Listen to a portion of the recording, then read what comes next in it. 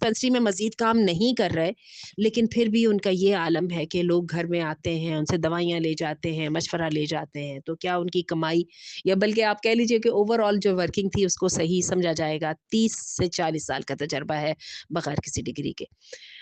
मैं आपको बताऊँ कि डिग्रियाँ बल्कि आपकी बात सुनते-सुनते मुझे याद आ रहा है कि एक लंदन का जो मेडिकल कॉलेज है ना, नाम भी मुझे इसका एग्ज़ैक्ट याद आ जाएगा।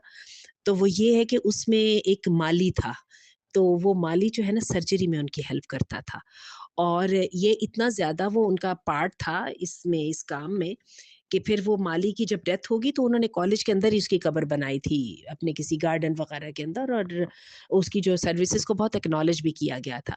इसी तरह मुझे ये याद है पड़ता है कि मैंने एक डॉक्टर अब्दुल कदीर ख़ान की याददाश्तों में ये पढ़ा था या शायद डॉक्टर समरमंद मुबारक की याददाश्तों में कि वो उनसे कुछ जो है ना एक रिक्वायर्ड जो है ना वो स्पीड उनसे वो मेंटेन नहीं हो रही थी या वो अचीव नहीं हो रही थी।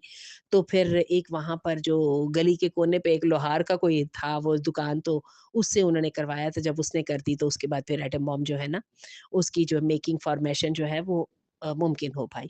तो कहने का मतलब ये है कि डिग्रियाँ तो अब ये है कि उन्हीं वो जो सारे इस तरह के लोगों के तजर्बे हुआ करते थे, उनको रेगुलराइज़ करने का बायस है। आप उन सब बंदों के अपनी डिग्रियों में आप पढ़ते हैं उन बंदों के बारे में, उनके तजुर्बों के बारे में, कुछ तजर्बे करके देखते हैं, जो रिक्वायर्ड उसको इन्फॉर्मेशन चाहिए होती है, वो आप लेते हैं और उसके बाद आपको एक जो है ना सर्टिफिकेट ग्रांट कर दिया जाता है कि go ahead, now you are fit to like work as like this.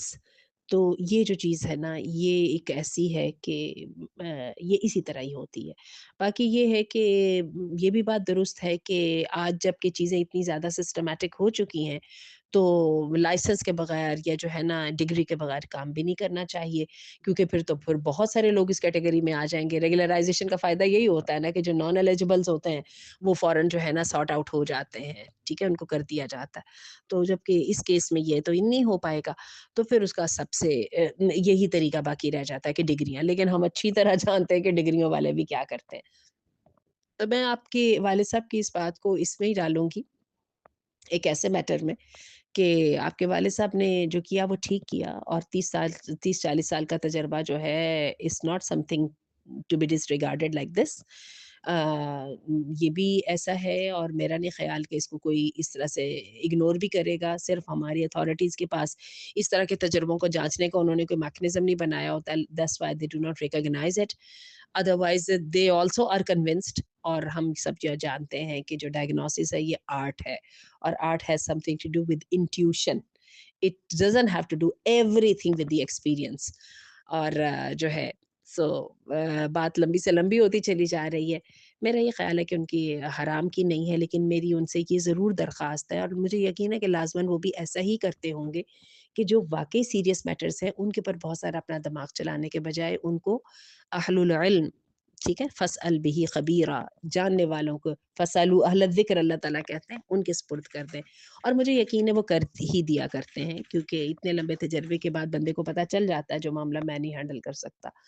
तो अगर तो उन्होंने इस तरह के अपने असूल इख्तियार कर रखे हैं, तो मेरा ख़्याल है ये ठीक है बात। तो बाकी ये भी है कि किसी भी शेफ़ का कोर्स करा लिया जाए और उसके मुकाबले में एक घर में अपने बच्चों को खाना बना के देने वाली 20 से 30 साल पकाने वाली औरत के तजर्बे को और उसको तो वो कभी भी नहीं किया जा सकता ना इक्वेट।